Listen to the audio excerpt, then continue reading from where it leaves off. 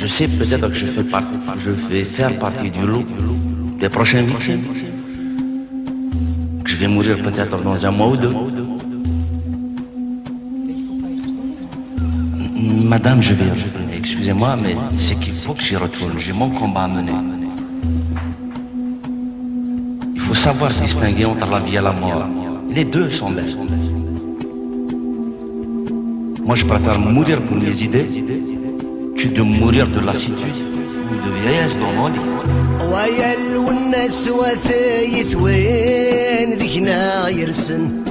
ويا والناس وغار صرفوثي غيد وثن رزان الحرمة يمسذور ارض رب لا يشفران صغلين اسقف يتذرا الفنه ويلوني ذور ارساخن دي يسافنه استقف انت غش في السوسان ولا ونه ألا ألا ألا ألا ومن غرام ألا ألا ألا ألا ومن غرام المرنا كلي وزكا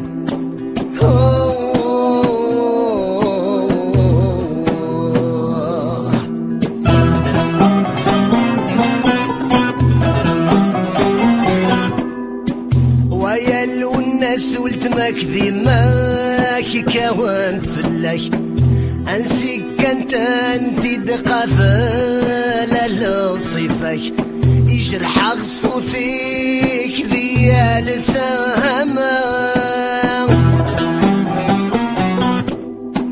ويا الناس مي ولا غام دوليك نكفهم غاسمي قتم جايد فلاكه يقار ويدي سنطاقني روح وذبابي وثورا ألا ألا ألا ألا ومن غراوة ألا ألا ألا ألا ومن غراوة المرنا كلي وصكا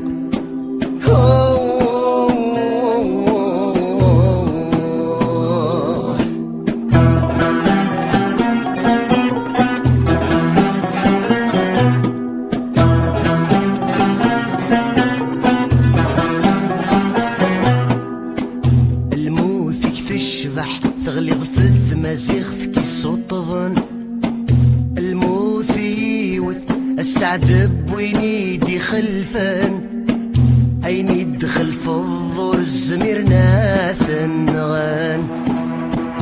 Mais je pense qu'avant de parler de courage ou de témérité, moi j'ai foi en mon identité tout d'abord. Il y a des gens qui en font une religion. Moi j'ai foi en mon identité. Parce que de tout temps, on a montré un ostracisme à l'égard de cette culture ancestrale, de cette culture berbère qu'on continue encore à revendiquer. Coréen. Donc à chaque fois qu'il y a quelqu'un qui meurt, je me dis toujours, je ne sais pas à quel moment s'achèvera le terme de ma vie, mais je suis sûr d'une chose, mon peuple ira toujours dans le sens de sa libération.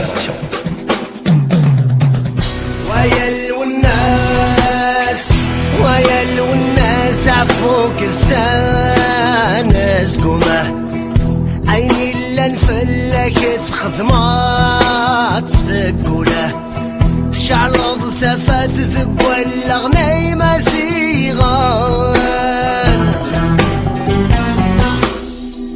عيني تسرمض في ثغلي ضاثي تفذونه عيني دني ضسل ناس القرون دي تسدونه يورق مزروي ما سمع طوب ذي ثرين الفنه ألا ألا ألا ألا إلا إلا ألا ألا ألا ألا إلا إلا عين الدين يتماثل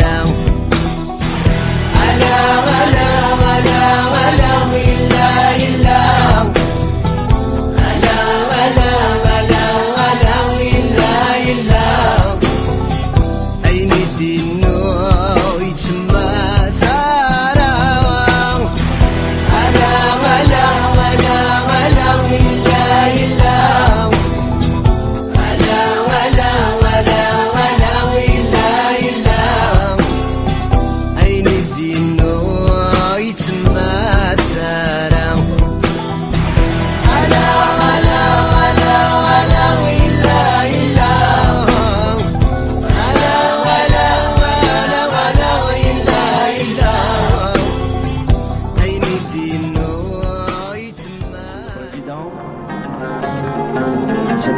cœur lourd que je m'adresse à vous. Ces quelques phrases d'un condamné étancheront peut-être la soif de certains individus opprimés. Je m'adresse à vous avec une langue empruntée pour vous dire simplement et clairement que l'État n'a jamais été la patrie. D'après Bakounine, c'est l'abstraction métaphysique, mystique, juridique, politique de la patrie. Les masses populaires de tous les pays aiment profondément leur patrie. Mais c'est un amour réel, naturel, pas une idée, un fait.